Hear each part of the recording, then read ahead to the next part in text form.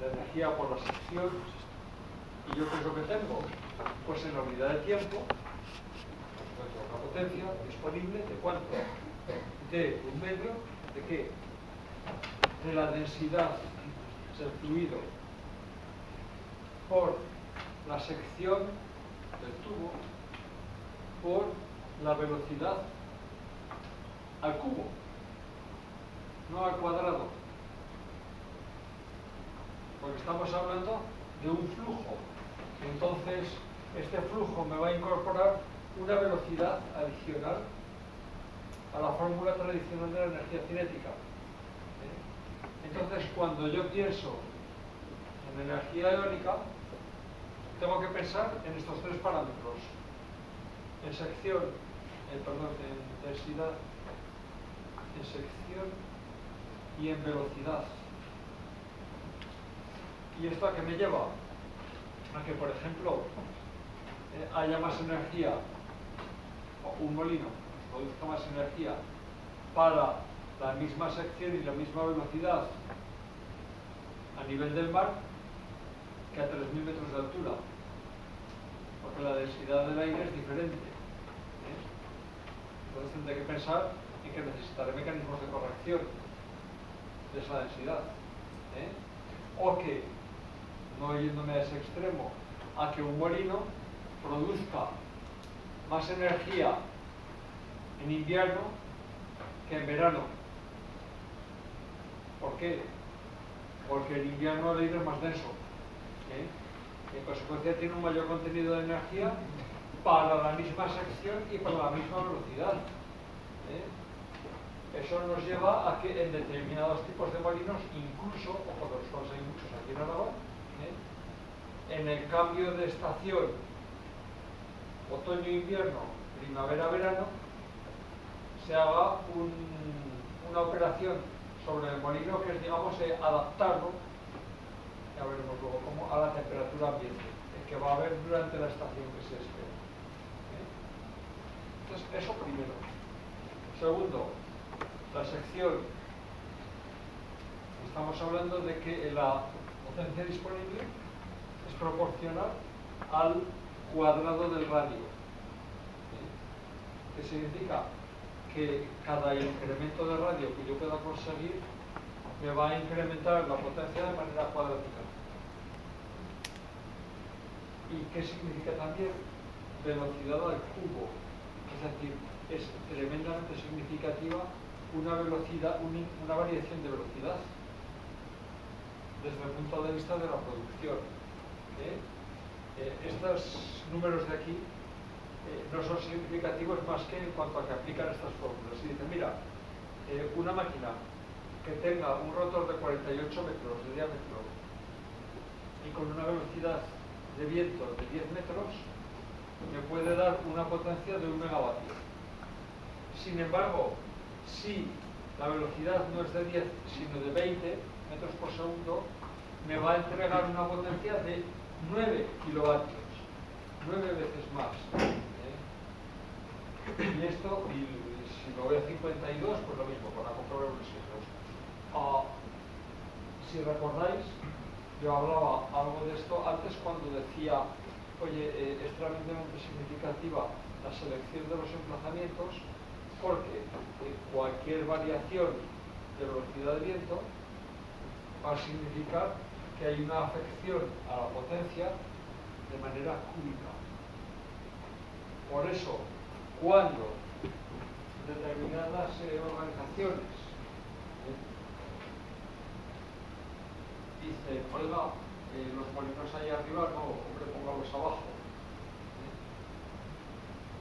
Pues no, mira, o sea, abajo a lo mejor habrá 4 metros, arriba hay 6. No los puedo poner abajo. ¿Por qué? Pues porque no da. Simplemente. O sea, porque aquí tenemos un cubo.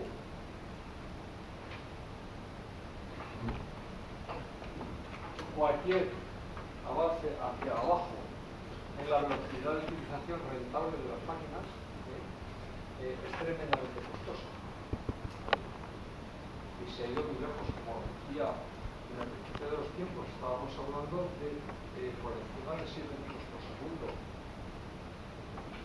Hoy estamos en 6 metros por segundo, 20 años después. Veo difícil que con la tecnología actual y con las bases científicas actuales podamos ir de manera lamentable a 5 metros por segundo. ¿Por qué? Pues porque los incrementos de tecnología rentable que vamos a tener que aplicar a las máquinas, si yo tengo que bajar aquí, ¿dónde compenso? Aquí no, la densidad será la aquella. Aquí será el único lado que puedo compensar. ¿Cómo compenso esa caída de velocidad? Haciendo la sección más grande. Hacer la sección más grande significa que tengo que dimensionar más la máquina, que la máquina va a ser más costosa en producción, va a ser más costosa en transporte, va a ser más costosa en instalación, o a lo mejor imposible incluso instalar ese desplazamiento. Es decir, ese camino no es fácil. Entonces, quedaros con que hay 3 parámetros.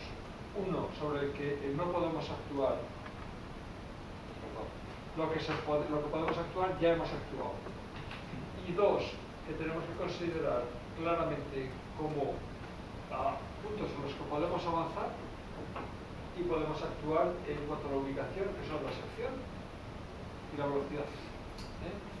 Esos 3 son los parámetros fundamentales de la aerónica. Luego, esta es la base teórica. A partir de ahí nos encontramos con esto y que no funda el pánico. Porque no nos vamos a poner a demostrar el teorema ni muchísimo menos. Al final,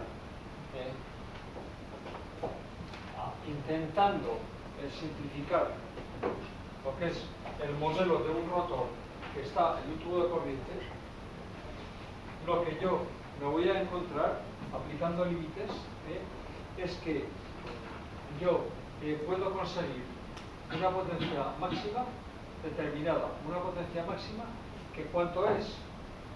Pues es una potencia máxima aprovechable de 8 partido por 27 sección, densidad, velocidad.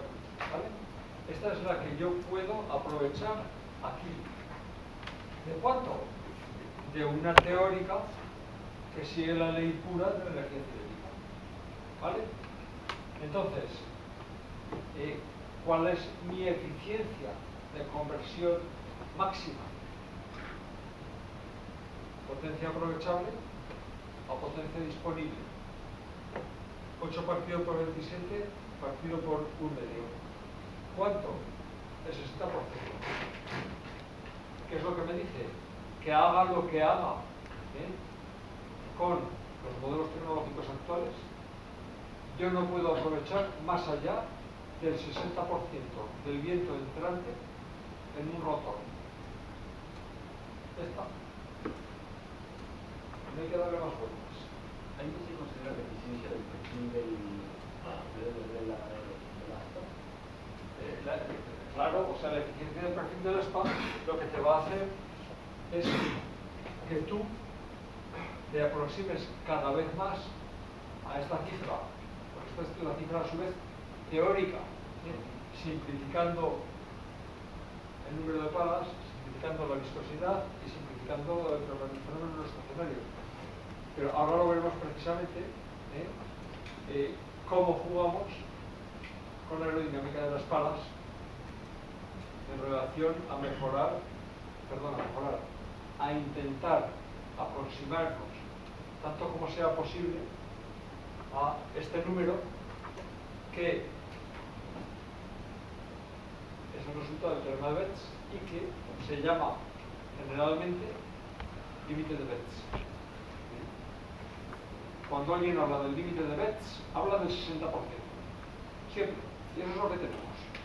Eso es lo máximo que podemos alcanzar.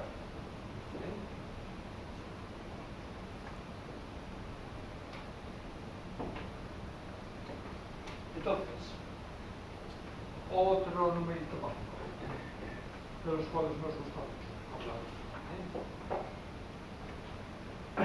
Velocidad, el ratio de velocidad en punta de pala. Este ratio ¿qué es lo que nos mide? Nos mide la velocidad lineal de la punta de la pala dividido por la velocidad del viento incidente. Y esto a lo que nos ha llevado también es a empíricamente determinar que la relación óptima es de 4pi partido por el número de palas. Bueno. Y que no cunda el pánico. Y esto a lo que nos lleva es a que nosotros podemos representar este ratio y el coeficiente de potencia. ¿Cómo? En función de las distintas tecnologías de aprovechamiento que conocemos y que hemos hablado muy poco de ellas. O sea, hablamos básicamente de esto. Y en todo caso de esto. Bueno, en el pasado, esos rotores chinos, fundamentalmente que hablábamos, no persas, era lo que se llama rotosaurius. Simplemente el viento entra en una semisección de un rotor de eje vertical y lo mueve. Pues es el rotosaurius, que tiene, una eficiencia, coeficiente de potencia. Fijaos que ¿dónde llega el coeficiente de potencia máximo? A 0,6, que es el límite de Betz. Entonces el rotosaurius tiene una eficiencia miserable. El municipal americano, que es un rotor de baja velocidad, ¿dónde está? Pues muy bajo también, un poquito por encima, solo del molino holandés, manchego, del molino europeo. Habría que decir ahí. Si vamos un paso más allá, ya nos encontramos con máquinas mucho más actuales, como son los molinos de eje vertical, pero en la aproximación de Arrier, luego hablaremos un poquito de ellos, y luego ya los molinos de 3, 2 y una pala también, que los hay. De los 3, el más eficiente aerodinámicamente es el rotor de 3 palas. Y luego veremos que no solo desde el punto de vista de eficiencia aerodinámica, sino también desde el punto de vista de economía. Y al final el mercado lo que nos ha dejado como máquina utilizable es el principal. ¿Por qué? Porque es el que, por una parte, tiene un coeficiente de potencia mejor que los demás, y por otra parte, porque dentro de los que tienen un régimen alto, es el que económicamente resulta más efectivo, causa menos problemas.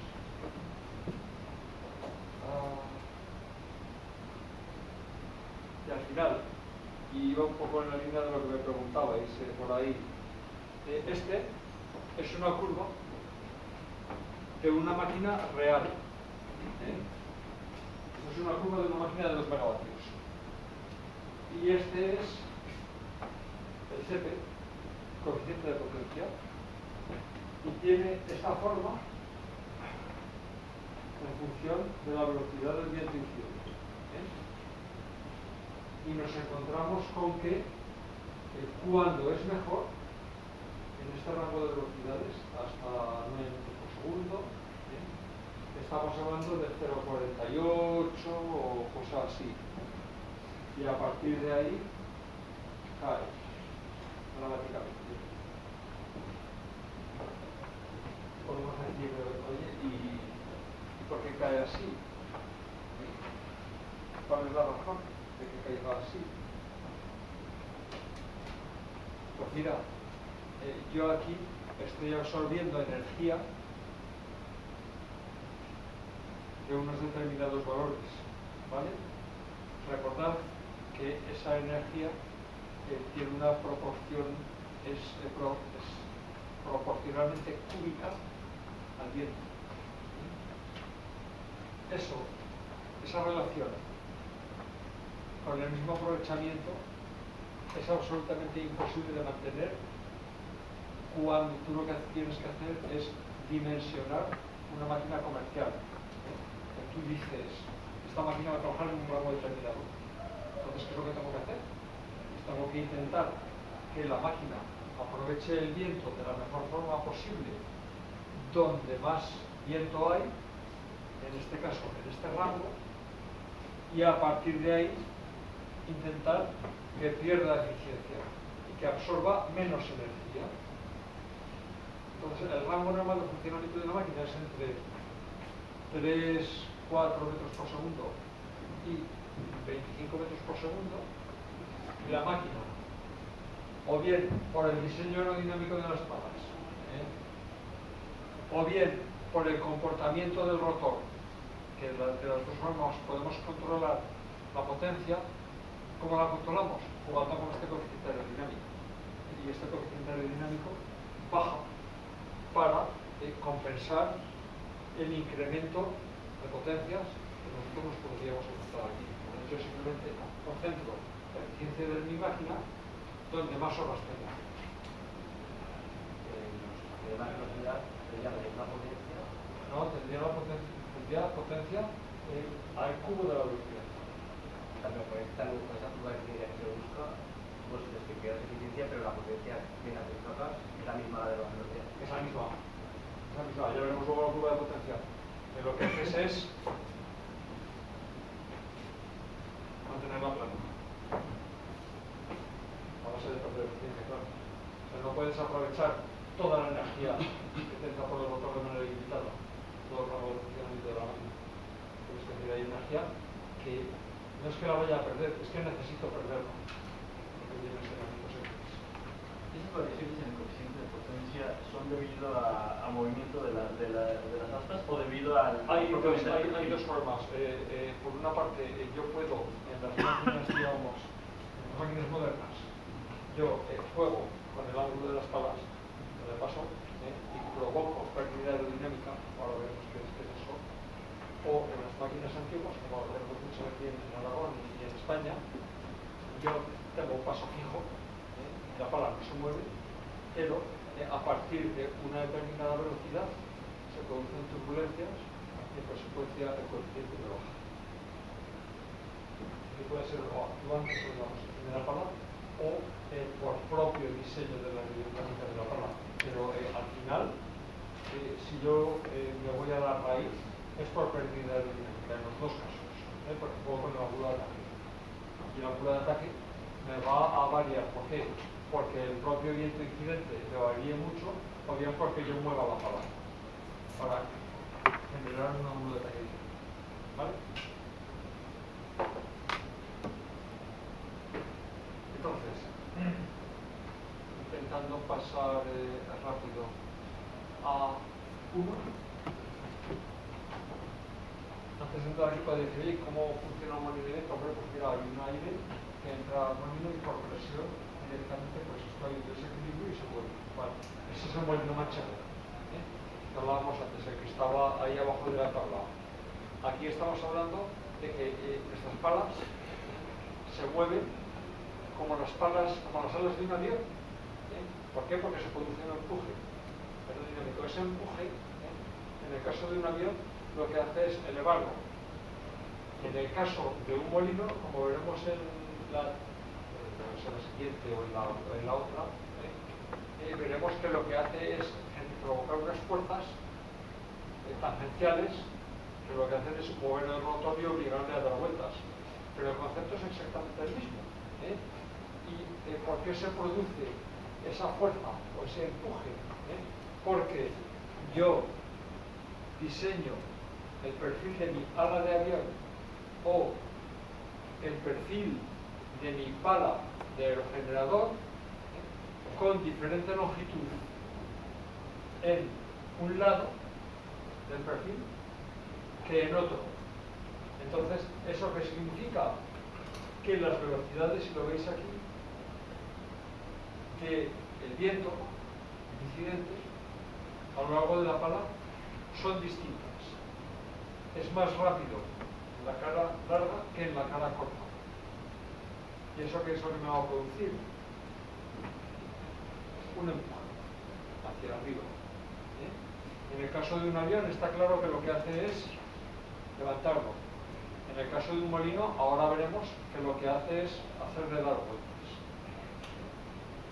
Pero simplemente esa diferencia de velocidades, esa diferencia de presiones, me genera un empuje hacia arriba. Y por eso, hasta hace relativamente poco, los perfiles que tenían los molinos de viento eran perfiles sacados del catálogo NACA, del catálogo de perfiles de ala de avión, curiosamente. Hoy ya no, hoy ya se diseñan específicamente teniendo en cuenta las características de la aerogeneración, que hasta hace poco eran los de avión. Muy bien. ¿Alguna cosa más?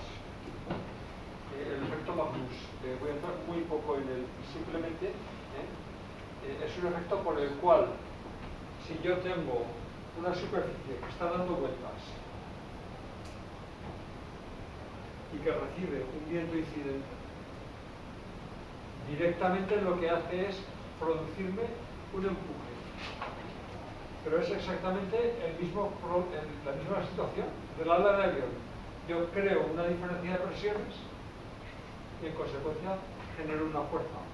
Eso generó a principios del siglo pasado incluso barcos que pretendían moverse con efecto Magnus y que evidentemente no debieron de funcionar muy bien porque no hubo más de estos, más que hoy un fabricante de generadores alemán que es Enercon y que dice, bueno, pues vale, como he ganado muchos dineros, pues digo que tengo un barco que firmar, Magnus. Pero nada más. Pero el concepto es exactamente el mismo. Entre una cara y otra de un perfil determinado sometido a un viento incidente, se produce una diferencia de presiones y en consecuencia se produce una fuerza.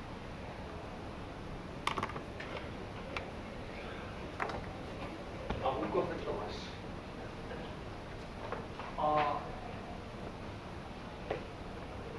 La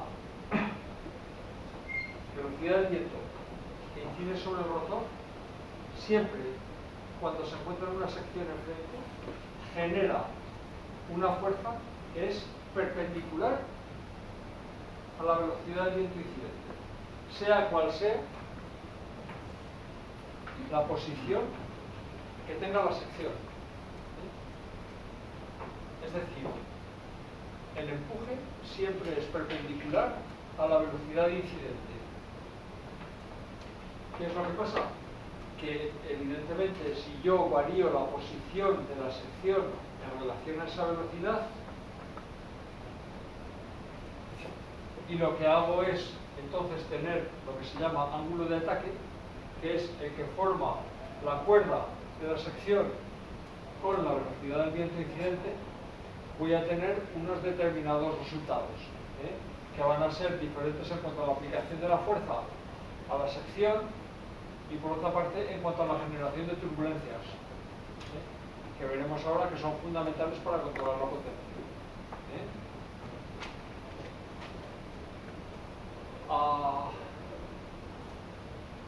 Otra aplicación en aviación, cuando yo estoy aterrizando, la velocidad a la que estoy trabajando es mucho más baja, pero necesito tener el mismo empuje para que el avión se mantenga. Entonces, ¿qué es lo que tengo que hacer? Pues lo que todos habremos visto cuando nos subimos a un avión, que es que extiendo las alas por detrás con los flaps y por delante con los slats.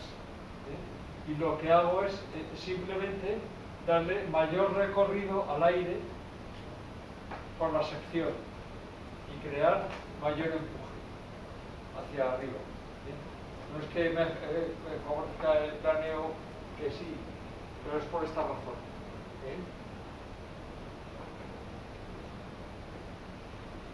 si yo, esto no tiene límite, evidentemente,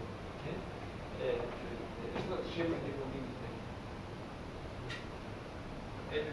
La teoría que yo podría decir es, mira, si yo incremento el ángulo de ataque, voy a incrementar el empuje. Vale. ¿Esto es ilimitado? Pues no, porque si yo supero un determinado ángulo de ataque, inmediatamente la laminaridad, el flujo laminar que yo tenía en una cara y en otra de la sección va a desaparecer. Se van a producir turbulencias y en el momento que se produzcan turbulencias, el empuje va a desaparecer.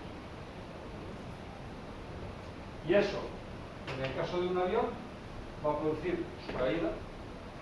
Eso, en el caso de un molino, va a producir una reducción o desaparición de la entrada de potencia al rotor. Es exactamente lo mismo. En el momento que la laminaridad desaparece, desaparece el empuje. Y esto es lo que se llama Stall, que es uno de los grandes nombres de la energía eólica. Y que si algunos vais por ese sector, oiréis siempre el stall, pérdida aerodinámica, bloqueo aerodinámico. Entonces,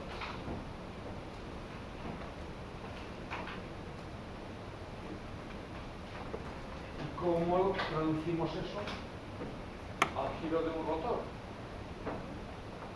Es por lo que he traído el modelito, no solamente para que haga bonito en la presentación. ¿Qué es lo que nos dice esta imagen, esta animación? Mira, esto es una bicicleta que se está moviendo y que está recibiendo un viento incidente, ¿vale? Y esta es una cinta que está sometida a dos velocidades. Está sometida por una parte a la velocidad lineal de la bicicleta y por otra parte está sometida a la velocidad del viento incidente. Y en consecuencia, la velocidad real de viento que está viendo es esta. ¿Vale? ¿Por qué? Porque es la componente de esta más esta. Eso es lo que nos produce esta velocidad. Entonces, este es exactamente el mismo fenómeno que se me va a producir en el aerogenerador. El aerogenerador, en la misma sección, la pala del aerogenerador en todo momento está viendo dos velocidades. Una que es la del viento que le viene de frente, el viento meteorológico. Y por otra parte, está recibiendo un viento tangencial,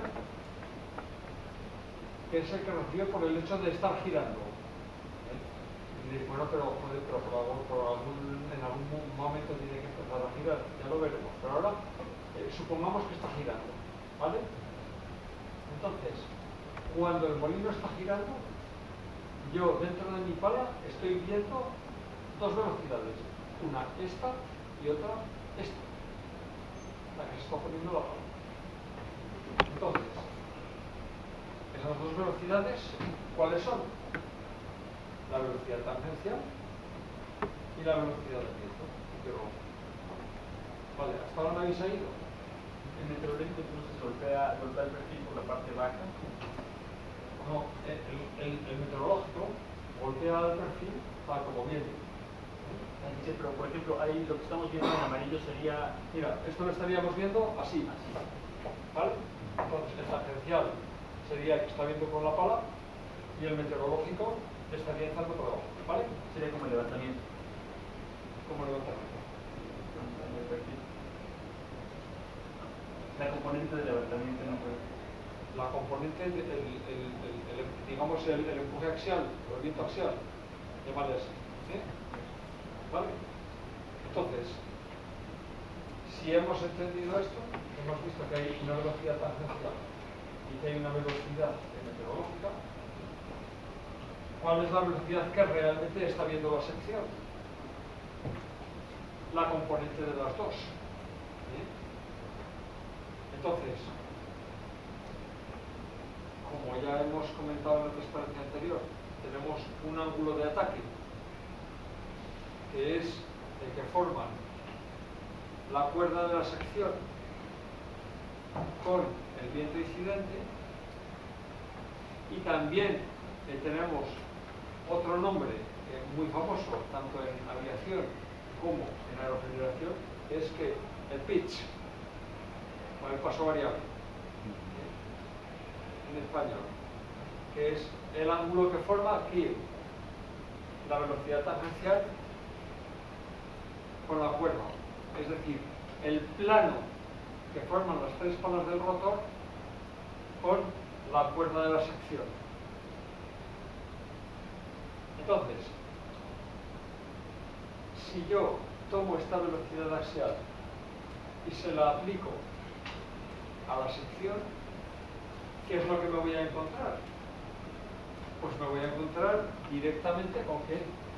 Con un empuje que es perpendicular ¿a qué? A la velocidad del viento incidente. No a la velocidad meteorológica, sino a la velocidad del viento incidente. ¿Vale? Y ese empuje es este vector. Y además, evidentemente, como el rotor está anclado mecánicamente, me voy a encontrar con un esfuerzo axial, que es directamente alineado con el ángulo de ataque. Vale. Y si yo lo que hago a continuación es, hombre, pues voy a cambiar, no voy a cambiar esta fuerza, pero voy a cambiar su descomposición. Y en lugar de tener estas dos componentes, ¿qué pasaría con estas dos componentes? Estas dos componentes me producen exactamente la misma resultante. Entonces, ¿qué es lo que sucede? Pues que directamente yo voy a tener un empuje axial, es lo que tú querías decir, pero además voy a tener una fuerza tangencial en el plano de rotación, que es el que hace que se mueva el molino. Es decir, el molino gira por esta componente. Y esta otra me la absorbe la torre y la cimentación. Pero la fuerza de giro es esta componente.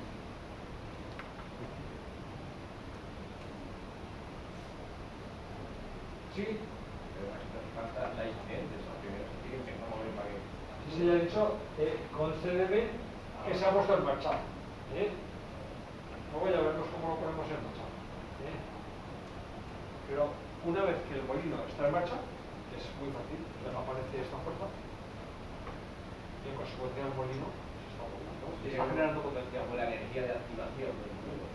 No, si el molino no necesita ninguna energía de activación. Esa es la pregunta que todos nos podemos hacer. ¿Y cómo se arranca? ¿Tenemos que poner un motor de arranque como un coche?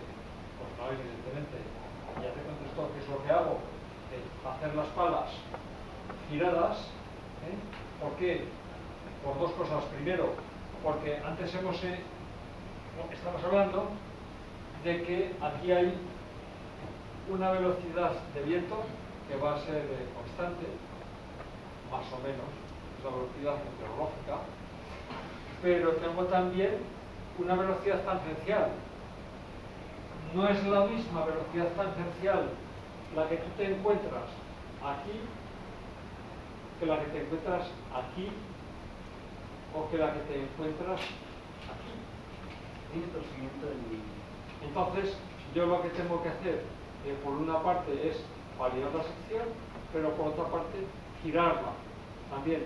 ¿Para qué? Para que con el propio diseño yo voy teniendo unos ángulos diferentes y dándole un giro determinado al arranque de pala, a la raíz de la pala, lo que consigo es que el molino autoarranque en condiciones de vientos bajos.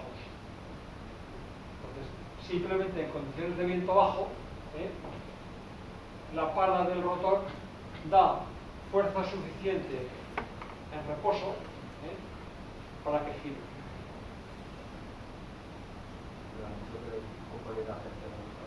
¿Perdona? Sí, pero en el momento en que tú lo liberas de los frenos, tú tienes un inicio de giro, incluso en velocidades bajas, que te lo va a arrancar. No, por el empuje directamente. Por el empuje, claro. Entonces, a partir de ahí, ya tienes todo el control. La componente que absorbe la estructura cimentada no es muy grande. La componente de potencia. Sí, claro, por eso en las máquinas actuales tienes cimentaciones de 25 metros por 25 metros, o a lo mejor 4 metros. 25 por 25 por 4. ¿Y no hay forma de reducir esa componente que se está perdiendo en... No, es que es la que es. Es la que es. Otra cosa es que en función de la tecnología que tienes en el molino, necesites estructuras más ligeras o menos ligeras. ¿Por qué? Porque tú puedes absorber la energía que te entra en el molino de diferentes maneras. O sea, tú puedes decir, porque lo veis más adelante, tú puedes decir, yo directamente mantengo al molino girando a la misma velocidad y si viene más energía, algo pasará. ¿Qué es el algo pasará? Directamente esa energía va a ir a las palas y de las palas a la torre, y de la torre a la cimentación, que es el caso de la familia de máquinas Stoll. O yo puedo hacer otra cosa, como es en el caso de las máquinas de paso variable o pitch. Es cuando yo recibo una ráfaga, lo que hago es acelerar el rotor y almacenar esa energía en forma de energía cinética, pero no tengo que soportar el golpe de ariete que me viene por el viento. Entonces, ¿a qué me lleva eso? A que, por una parte, las palas son más ligeras, pero por otra parte, también las torres y las cimentaciones son más ligeras. Pero eso tiene un límite, evidentemente. Y al final, si tú estás hablando de una máquina que tiene 120 metros de diámetro y que tiene 100 metros de altura, o 120 metros de altura, pues imaginaos el par, que significa ese esfuerzo a 120 metros de brazo. Bueno, el par de torque. Esa es la razón. ¿Vale?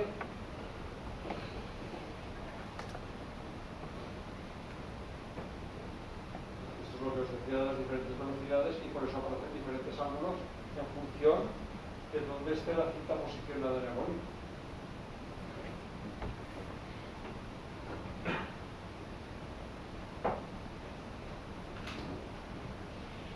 Estas cintas rojas están en el extremo de la pala. Es mucho más importante la velocidad tangencial que la velocidad meteorológica, mientras que en estas que están cerca de la raíz, cuya velocidad lineal es muy baja, lógicamente el viento meteorológico está más cerca del viento tangencial, por eso sus ángulos superiores.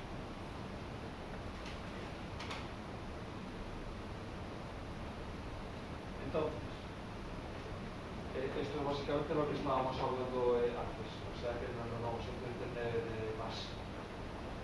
Únicamente decir eso. A 64 metros por segundo es aproximadamente la velocidad de cinta de pala de los aerogeneradores actuales. Entonces, ¿por qué? Por consideraciones fundamentalmente de ruido y de fatiga. Entonces, tú lo que juegas es, si yo esto no lo puedo variar y quiero irme a diámetros más grandes, que es lo que tengo que hacer para ir a la velocidad angular y hacerla más pequeña. Entonces, por eso, si vosotros vais a la muela, por ejemplo, vais a ver dentro de la propia muela molinos que giran deprisa y molinos que giran más despacio. ¿Por qué? Pues porque unos tienen diámetros más pequeños que otros. Probablemente la velocidad de punta de pala es la misma para todos ellos, pero simplemente al tener distintos diámetros la velocidad angular tiene que ser diferente, y el efecto es que, la realidad es que la velocidad angular es diferente. Y este es el giro de sección que hablábamos antes. Imaginaros que el molino, de nuevo, está puesto así.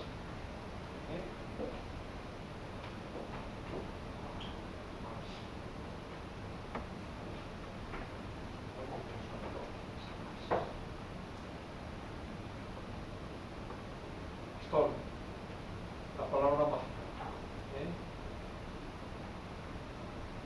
Cada sección de la pala ve una dirección resultante del viento diferente, y lo que hablábamos, y os he dicho antes, ese empuje es perpendicular siempre a la dirección del viento incidente.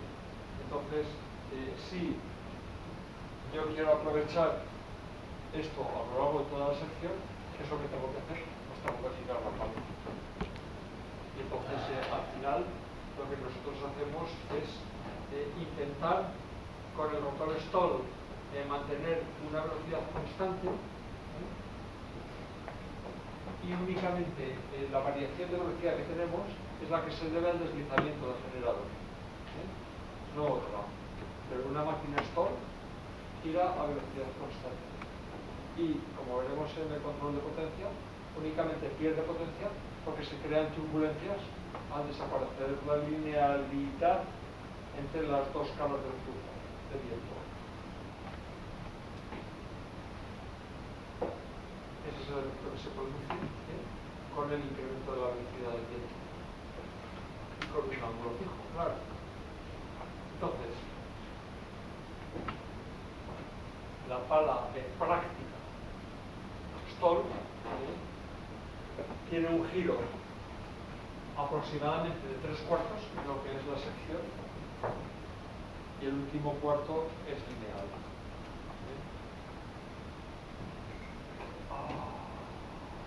¿Qué más? Decir que sea significativo. Curva de potencia. Si nosotros graficamos la potencia contiene una sección de viento, nos encontramos con esta forma, que es al fin y al cabo una cúbica. Bien.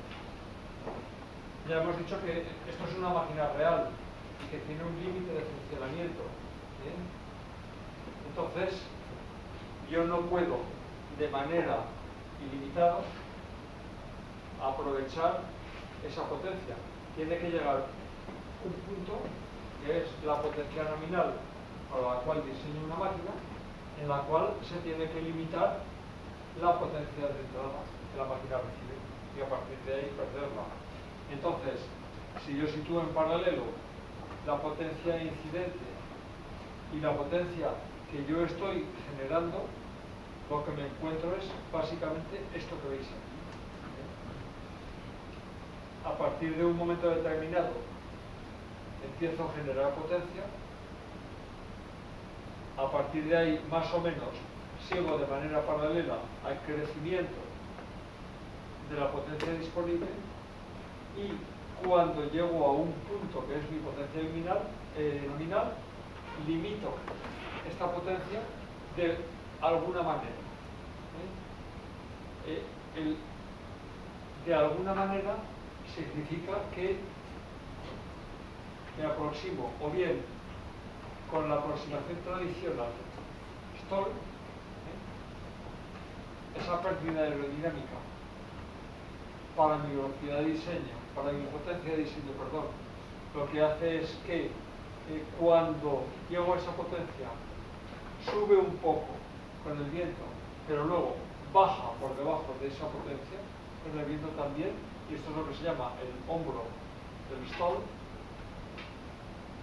O bien juego directamente con el ángulo de la pala, con el pitch, en consecuencia con el ángulo de ataque, y lo que tengo es una entrada tangencial directa en la potencia nominal y la mantengo independientemente de la velocidad que sube posterior. ¿Vale? Y esta es la curva de potencia típica de un aerogenerador. Stall tiene esta forma de la curva roja. El hombro y la caída. Active stall, pitch, sigue esto.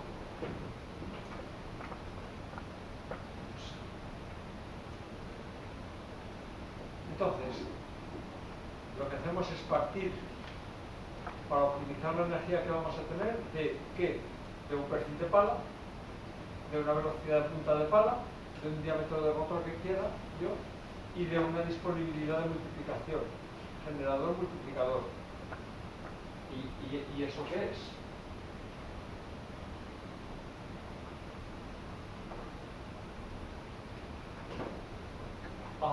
¿A qué velocidad trabaja un generador de jaula de ardilla? Velocidad angular. ¿Perdón? 1500 vueltas. ¿Perdón?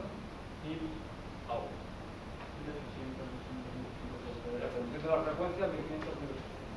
Correcto. Yo no tengo que hacer las vueltas, pero el motor no gira a 1800 RPM de ninguna manera. Entonces, ¿qué es lo que necesito? Pues es un adaptador en medio. Hoy en día las cosas son de esta manera, pero hay muchísimas máquinas en el mercado que, y pues, una parte importante de las actuales también, que lo que hacen es multiplicar mecánicamente la velocidad de giro del motor a la velocidad del generador. Y eso es lo que se llama el multiplicador de velocidad. Es como el reductor de velocidad de un coche, pero al revés. El multiplicador multiplica velocidades. Entonces, en función de esto, yo defino mi máquina. Y con eso, y con mi distribución de Weibull, que mencionábamos antes, directamente, antes os he dicho, multiplicamos las dos curvas, y así es. Estos son los 760 velocidades. Cada velocidad, un número de horas, lo multiplico por la potencia disponible a cada velocidad, y eso directamente me da la energía que yo voy a tener al año en un determinado desplazamiento con una determinada máquina. Entonces, fijaos que el BASF que hablábamos antes y sus herederos, lo que me dan directamente es la producción que, de manera muy fácil, la producción que tienen distintas máquinas para un emplazamiento. Yo solamente necesito decirle cuál es la curva de potencia para que directamente él me haga el cálculo de energías y yo pueda comparar cada máquina cuánto me va a producir. Acabo de ver. ¿Sí?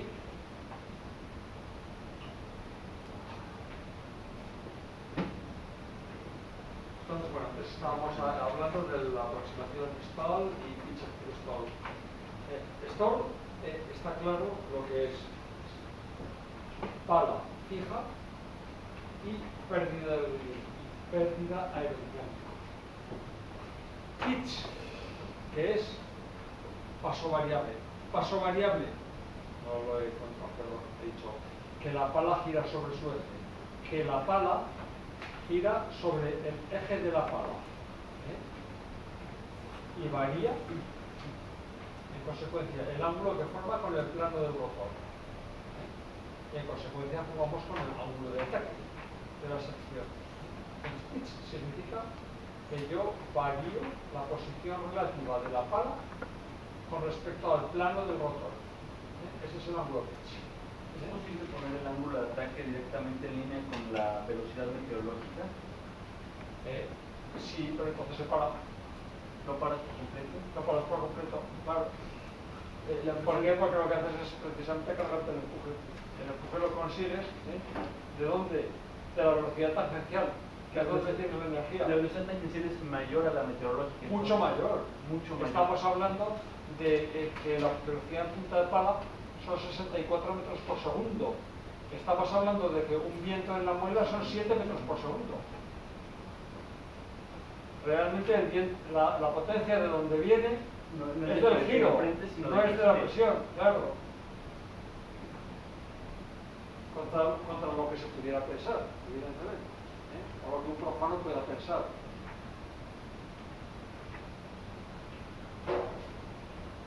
¿Y qué es el active stall? Bueno, pues el active stall lo tenemos aquí simplemente para cultura general. Fue un paso que dieron los fabricantes de máquinas stall cuando se empezaron a dar cuenta de que las máquinas pitch tenían una serie de ventajas. Entonces dijeron, joder, yo resulta que con las máquinas stall que están de paso fijo, cuando están en verano en esta posición, vale, pero cuando se acerca el invierno, que va a ser el aire más denso, tengo que girarlas. Entonces tengo que tener un operario que se suba arriba y que las gire con una máquina, pero manualmente. Se va arriba y clac, clac, clac, y la gira a unos grados determinados. Y cuando llegue la primavera, exactamente lo mismo. Y si la temperatura cambia en invierno, que cambia, pues no puedo hacer nada. Mientras que las máquinas pitch directamente se ajustan a esa variación de densidad. Oye, ¿y yo cómo puedo evitar esta pérdida aquí? Pues hombre, igual si varío el ángulo, vale, perfecto, pues voy a intentar adaptarme, pero yo con esto lo que no consigo en la active stall es es aprovechar las velocidades rápidas de viento, las ráfagas de viento, que son variaciones de velocidad muy rápidas. Eso va a seguir impactándome directamente sobre el rotor, pero si yo estoy en un rango de determinadas velocidades, sí que puedo intentar adaptarme a la velocidad media histórica y no a la velocidad instantánea. Entonces, más o menos hago esto. ¿Qué pasa? Que al final yo seguía teniendo un generador asíncrono, porque el generador base de la máquina active stall es asíncrono exactamente igual que en el stall. Yo seguía teniendo unas palas que tenían que soportar golpes de ariete, del viento, porque al ser la velocidad fija, directamente la potencia me iba a la máquina.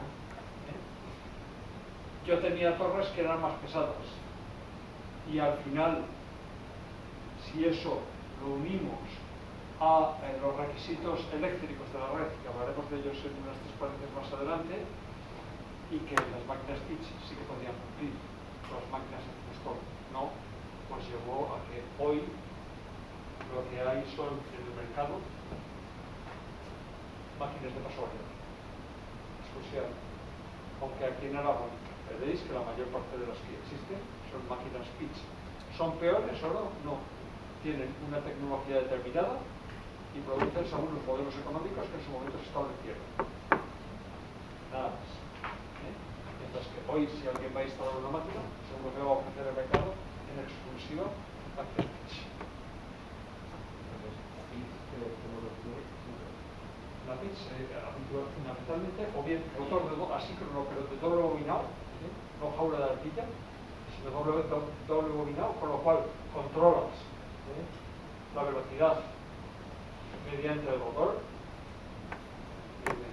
mediante el estator,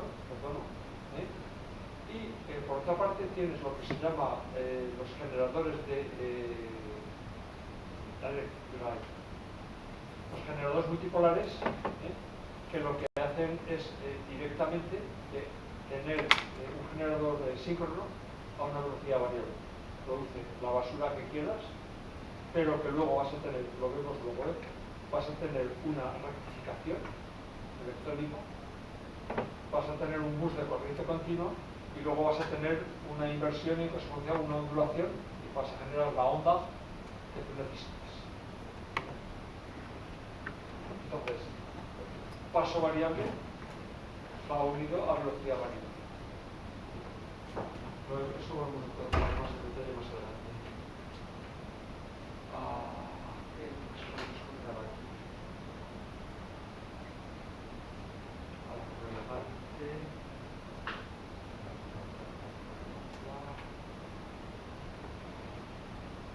Únicamente un comentario. ¿Cómo paro una máquina de paso variable, de paso fijo?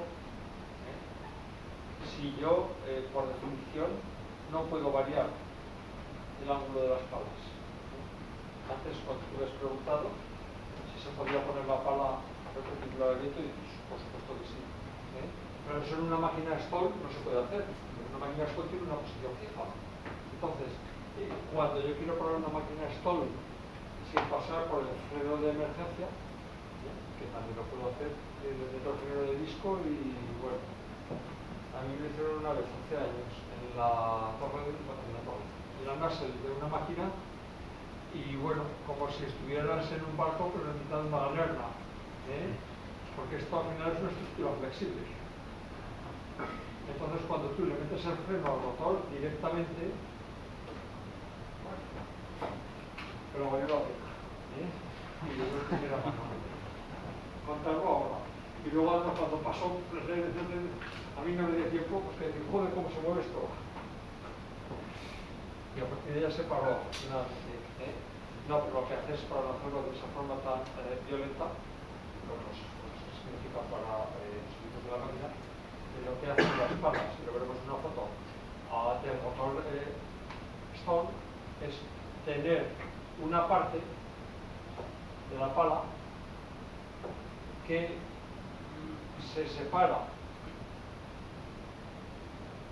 cuando yo le doy una orden, está sujeta al resto de la pala con un nusillo, y cuando yo le doy una orden de que se libere un bloqueo, por pura fuerza centrífuga, en la punta de la pala, digamos que se separa del resto de la pala y se gira. Entonces, ese giro directamente es un giro contra la velocidad tangencial, y lo que hace es frenarlo aerodinámicamente. Entonces, os podréis encontrar el caso, os habréis encontrado el caso de que si vais por la muela, veréis molinos que tienen la punta de la pala como rota, o al menos es diferente del resto de la sección del resto de la pala. Uno puede pensar, se ha roto, no sé qué. Pues no, no se ha roto, es que simplemente está en posición de freno, acaba de frenar, y los aerofrenos, que se llaman, están separados. Creo que hay alguna foto por la internet. Mientras que la pala pitch simplemente gira las palas.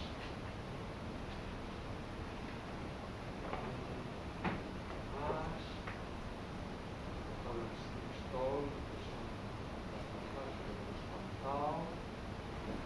Paso variable. Ya hemos dicho que son palas giratorias alrededor de su eje. Misma disposición. Velocidad variable. Yo creo que hay un comentario también. 1, 2,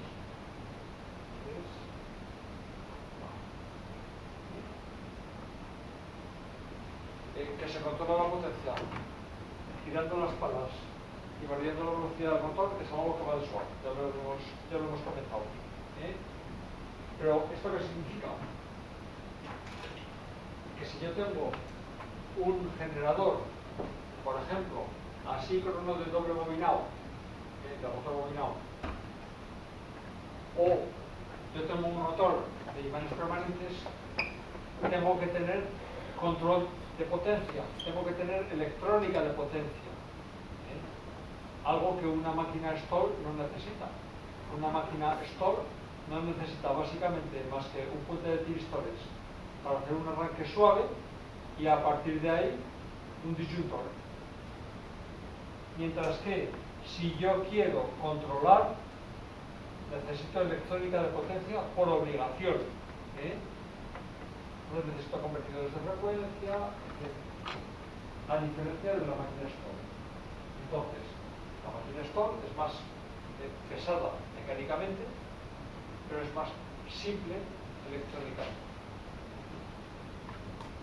Ya he dicho lo de que la velocidad variable evita cargas en ventilos mecánicos. ¿Por qué? Porque acelera el motor.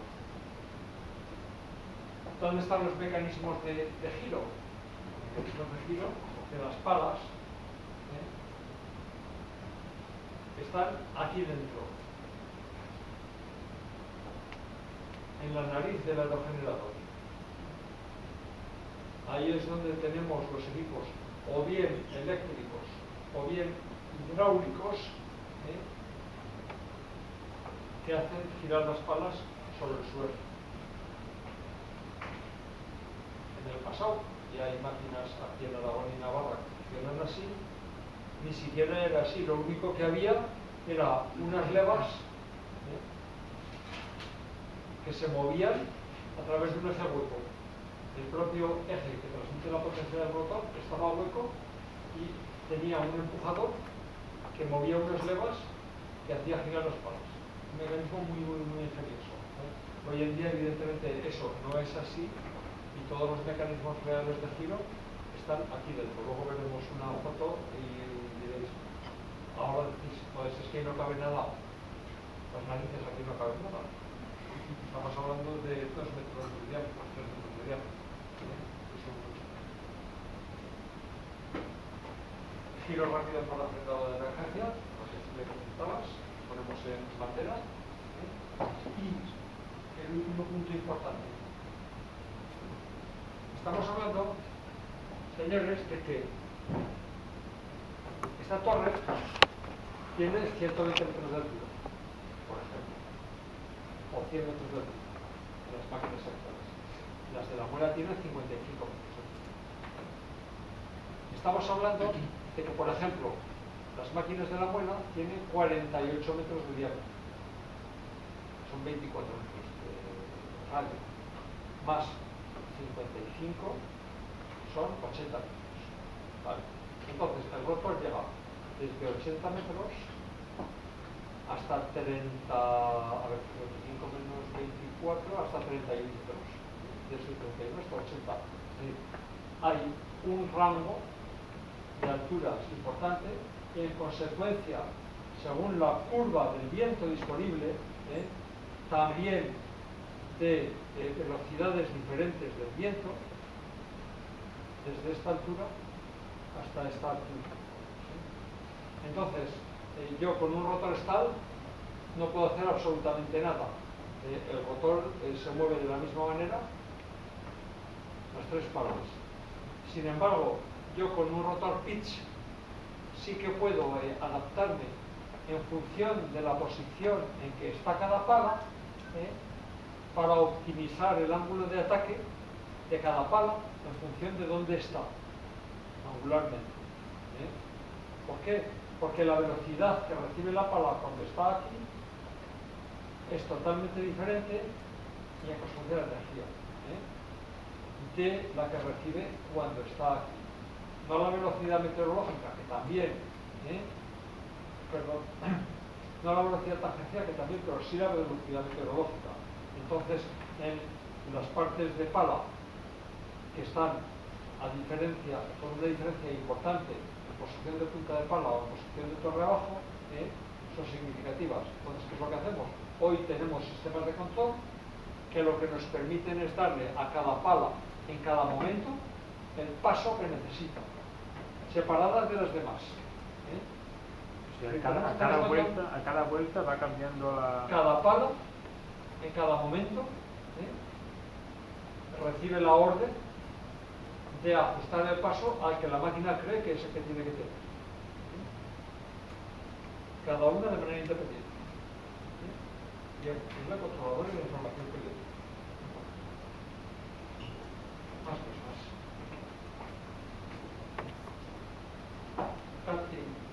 Cut-in es el arranque, es el nombre técnico de todo el sector. El momento en que la máquina empieza a producir.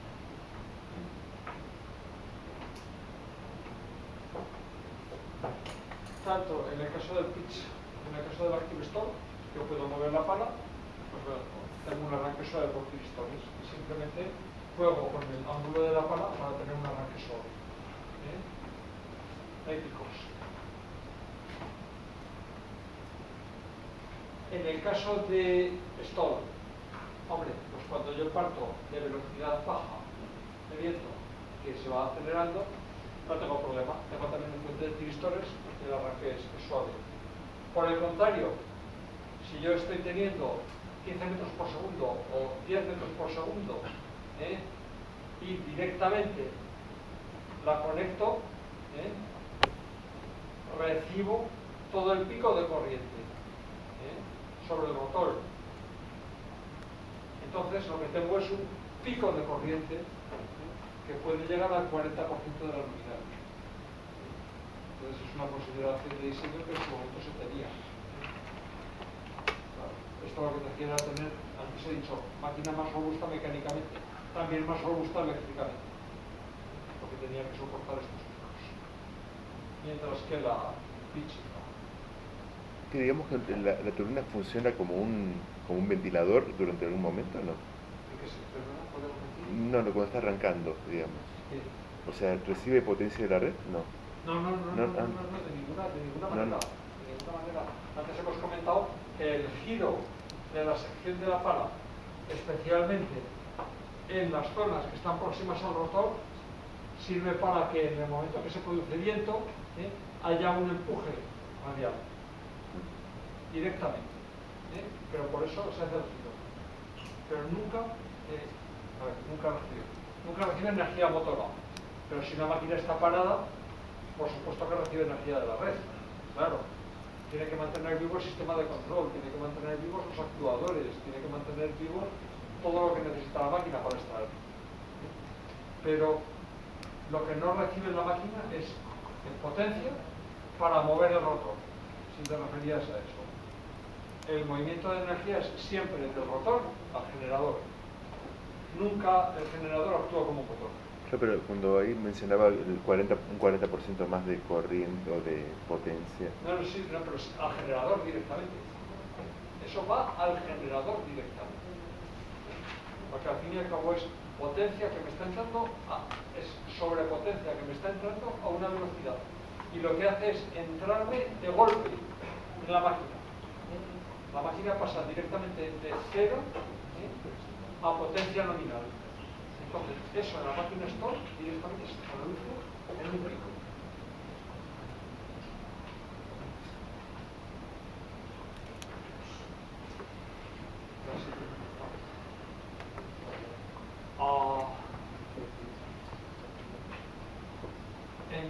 En rampa de subida.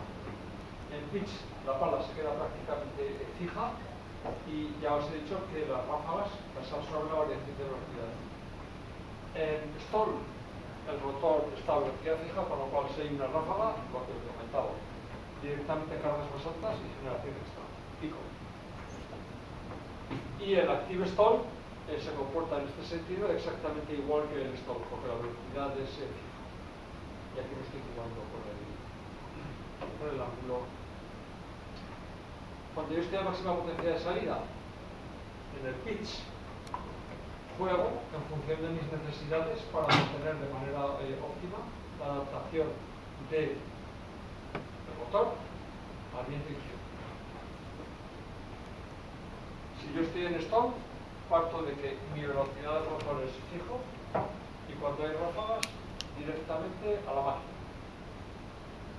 Y si yo estoy hablando de active stop, sí que consigo mantener la velocidad del motor fija y en un régimen, vamos a decir, estacionario, puedo tener pequeñas variaciones de ámbito, con lo cual mantengo la curva de potencia plana, pero cuando se producen ráfagas de viento, directamente se comporta exactamente igual que el Storm, cargas más altas.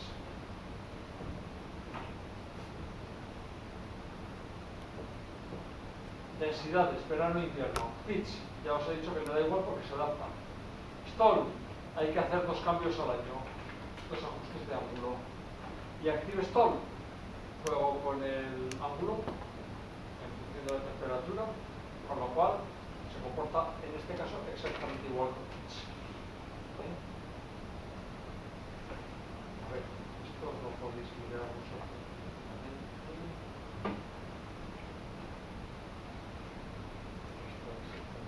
Igual, la Active Stall no vale la pena, haremos más. En el paso variable, me preguntabas, el ángulo de parada es este precisamente. Viento incidente y la pala 90 grados. Como si fuera el ala de un avión visto de frente, ¿no? Sí, más o menos. Esa es la situación de parada. Y ahí le rompo la aerodinámica al motor, perdón. Una duda, ¿por qué normalmente hablamos de la velocidad de la velocidad del viento, la meteorológica, y no de la tangencial? Porque es la que yo mido. O sea, yo la que mido y por la que evalúo un emplazamiento no es por la velocidad tangencial, es por la velocidad meteorológica. Yo sé que en la muela hay 7 metros por segundo. Aunque la tangencial es la que genera la... Claro, la tangencial va a ser extremo 64 metros por segundo, compuesta entre la velocidad tangencial con la velocidad meteorológica. ¿Hay forma sencilla de relacionarla o implica muchas ecuaciones? Pues yo te puedo decir que yo no la calculo nunca. Esa relación no he tenido que calcularla, pero seguro que cada máquina, la tecnología, cada fabricante tiene sus métodos de cálculo, tiene sus métodos de cálculo determinados. O sea, si tú haces la cuenta bruta, es aquí. Yo tengo 64 metros por segundo, y yo tengo 8 metros por segundo, entonces la componente ya está. Eso es un triángulo, no es otra cosa. Si quieres ir afinar a cada máquina, pues las cosas se pueden complicar de manera extrema. Pero quédate con la idea de que al final, para nosotros, el viento importante como desarrolladores o como tecnólogos para vender nuestra máquina es el viento incidente, el viento meteorológico. Y luego el viento tangencial será el que sea. Eso al banco, al inversor, al desarrollador le importa un rábano, no le importa nada. La única que importa es esta. La muela, 7 metros por segundo. No le digas, no, la muela tiene una velocidad tangencial de... Pues ya lo vamos.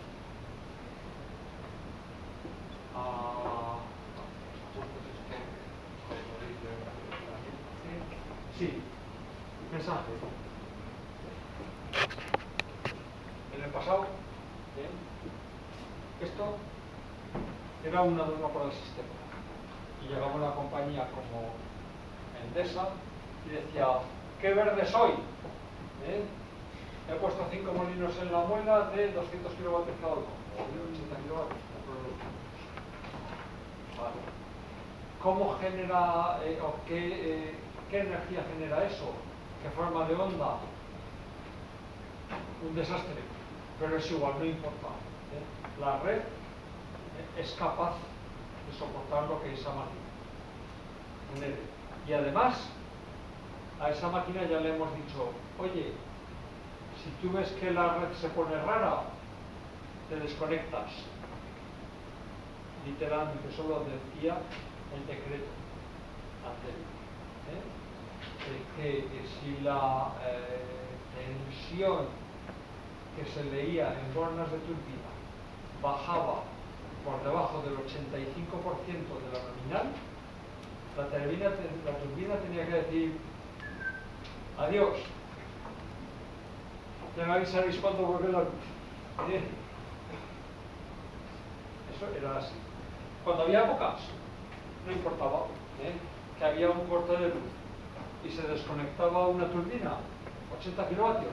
¿Qué es 80 kilovatios en 40 gigavatios que tiene el país? Nada. ¿Eh? Bueno. Que la calidad no era buena, pues no pasaba nada.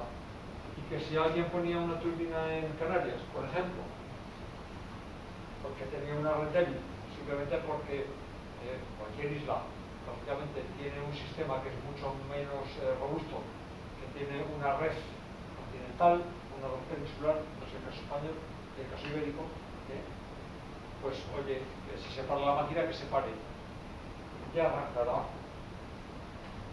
Ahora, cuando en 40 gigavatios yo estoy aportando 28 gigavatios, joder, como se caigan las turbinas, vas a ver tú el caos que se produce en el país, Ojo, que es que puedes producir un cero ibérico o puedes producir un cero continental. Imaginaos el efecto que supone desconectar ese 70% que hablábamos antes, que estaba aportando el sistema eólico al país. Que se caigan, no ese 70%, que se caiga un 20%, el Valle del Ebro. No. Entonces, ¿qué es lo que han hecho los sistemas eléctricos? Es decir, a partir de ahora, cuando se produzca un problema en la red, tú no te vas, tú te quedas. Y además, tú ayudas al sistema en su recuperación. Y hay unos perfiles de comportamiento para que las turbinas lo sigan cuando se produce una falla de tensión. Y es que si la tensión baja hasta, creo que es un 10% durante como mucho segundo y medio, la turbina no se desconecta. La turbina sigue teniendo que estar funcionando. Evidentemente, habrá bajado su potencia y posteriormente, si la tensión se recupera, la turbina tiene una recuperación a su vez de potencia, pero siempre siguiendo la consigna del sistema. Es decir, hoy la turbina ya no es un adorno, la turbina es un soporte más de la estabilidad del sistema eléctrico. Es el otro síntoma de madurez, de la madurez que os comentaba antes.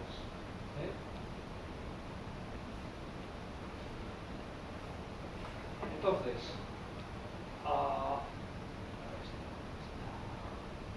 hoy, lo que os decía, os he dicho un 10%, es un 20%. Hoy se tiene que soportar sin desconexión esa caída de tensión. Hoy, la operación normal tiene que retomarse de manera inmediata, cuando la tensión vuelve a su estado normal. Y eso solo se puede hacer jugando con paso variable y con velocidad variable. Con las máquinas stop simplemente no se puede. ¿Qué significa eso? Que hoy el mercado es paso variable y velocidad variable en exclusiva. Stall y active stall están puestos.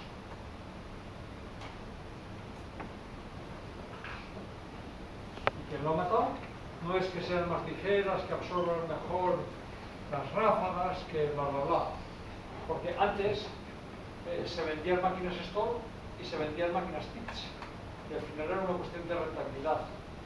Hoy ya no es una cuestión de rentabilidad, hoy es una cuestión de cumplimiento de los requisitos del sistema eléctrico. Entonces eso conduce directamente a paso variable y velocidad variable, en exclusiva.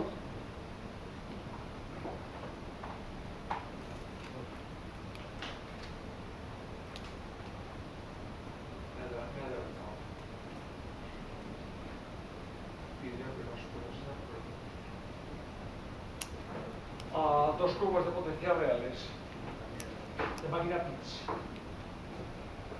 ¿Hay algún fabricante todavía que siga fabricando Stoll? Que yo sepa, no. En este momento, no. Eso no tiene ningún sentido. Hace unos años hubo un personaje que era francés, una empresa francesa, que pretendió hacer máquinas Stoll con velocidad variable. No me preguntéis cómo, o sea, me tendré que declarar ignorante. Pero también desaparecido. Hoy en día, todo lo que hay es más variable, velocidad variable, no más. ¿Sí? ¿Eso implica asincrónicos? ¿Que son todos máquinas asincrónicas? La forma de generación, que Sí. es diferente. O sea, una máquina síncrona lo que hace es salir a dar de una determinada manera y una asíncrona de otra. ¿Por qué? Por la variación del campo magnético a lo largo del rotor y la disposición del estator, y la disposición del motor, que en sus principios para la generación asíncrona era lo que se llama un generador de jaula de ardilla, es digamos un generador de básicamente multiplicado. Y en el caso del rotor bobinado, pues lo que hace es tener capacidad de control. Pero generación asíncrona igual. Entonces, curvas de potencia actuales. Por ejemplo, pues tenéis una máquina real de 3 megavatios con 90 metros de rotor y aquí una de 100 metros y de 1,8 megavatios de potencia. ¿Qué es lo llamativo aquí? Pues si os fijáis, la velocidad nominal, la velocidad para potencia nominal, en una máquina de 90 metros y 3 megavatios, como veis, la potencia en relación el diámetro en relación a la potencia es 30, su velocidad nominal empieza en unos 15 metros por segundo, pues así. Sin embargo, si nos vamos a una 100, 1,8, el ratio es prácticamente 50, superior a 50, y su velocidad de alcance de la nominal estamos alrededor de unos 10 metros por segundo o cosas así. Esto es lo que nos dice claramente que esta es una máquina de clase 2, clase 3 y que esto es una máquina de clase 1. Simplemente porque están diseñadas para que el alcance de la velocidad nominal esté a velocidades más altas o a velocidades más bajas. ¿Y esto qué es? Pues esto es una curva de potencia real de un aerogenerador también. De un aerogenerador de potencia alta y rotor grande. ¿Y qué significa esto? Antes no os he explicado, os explico ahora,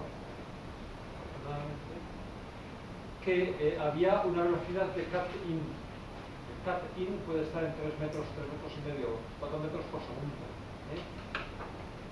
Pero no os he explicado que hay una velocidad, están las partes de cualquier manera, pero que hay una velocidad que se llama de cut-out, y que es la velocidad en la cual la máquina deja de producir por exceso de velocidad. ¿Por qué? Porque al final tiene que decir, he alcanzado mi límite, no va más. Entonces, ¿qué es lo que sucede? Que cuando yo estoy hablando de máquinas de grandes diámetros, si yo quiero mantener un dimensionamiento mecánico razonable, ¿qué es lo que hago? Centrarme en las velocidades bajas del viento, olvidarme un poco de las altas, y en consecuencia el cut-out bajarlo de 25 metros por segundo, por ejemplo, a 20 metros por segundo o a 21 metros por segundo, sobre la hipótesis de que lógicamente se me va a parar muy pocas veces por exceso de velocidad, y que a mí lo que me interesa focalizarme, ¿dónde es? Es aquí. este caso hasta 20 metros por segundo, no hasta 25. Oye, pero si cuando tú estás aquí el viento sube a 22, a 23, pues muy fácil, la máquina se va a parar porque ha alcanzado su cut out, y cuando baje de 20, de 22, cuando baje de 20 metros por segundo, en este caso, el sistema de control le dará la orden a la máquina de volver a arrancar. No pasa nada. Sí que pasa que estás perdiendo tiempo y en consecuencia estás perdiendo producción, y en consecuencia estás perdiendo dinero. Si yo soy capaz de conseguir con el diseño del sistema de control y con el diseño aerodinámico del motor, que la máquina, cuando alcance su velocidad teórica de cut out, no se pare, sino que simplemente baje su producción y con eso respete su dimensionamiento mecánico, pues va a haber un abanico de velocidades durante las cuales la máquina, primero, va a seguir produciendo aunque sea menos, pero segundo, no se va a parar, y en el momento que la velocidad baje, yo directamente voy a estar aquí, solamente voy a tener que recorrer este camino o este, en lugar de tener que recorrer todo esto. Entonces, hoy muchas máquinas de vientos bajos y medios presentan una forma de curva de potencia como esta, que, como os digo, en principio puede parecer extrañísima, pero que tiene su explicación. Y es, al final, mejorar la eficiencia de la máquina, no teniendo que desconectarla. Sí. ¿Y eso cómo la haría? Lo que haces es bajar la potencia. Pero que hace moviendo la pala de... Sí, y bajando la potencia que tú estás generando. Porque tú tienes control sobre el acelerador. ¿Perdona? Un stall no, un stall de ninguna manera, evidentemente. En un stall tú no tienes más capacidad de control que la que te da el stall. Entonces lo que te podría pasar sería que, como no son lo que es suficientemente bien el stall, que la máquina se acelere, se embale y al final pueda.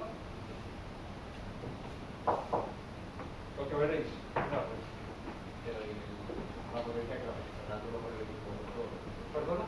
De bajar la potencia. Juega, date cuenta que con todo lo que juegas es con electrónica. O sea, lo que haces es frenar el motor y jugar con electrónica. Claro. Directamente, ¿no? Cosa que antes no podías hacerlo. Hoy sí que puedes jugar con eso.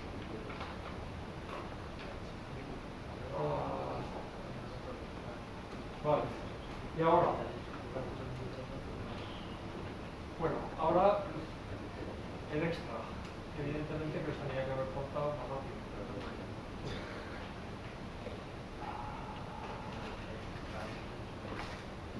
Ahora vamos a hablar de los generadores de los de verdad.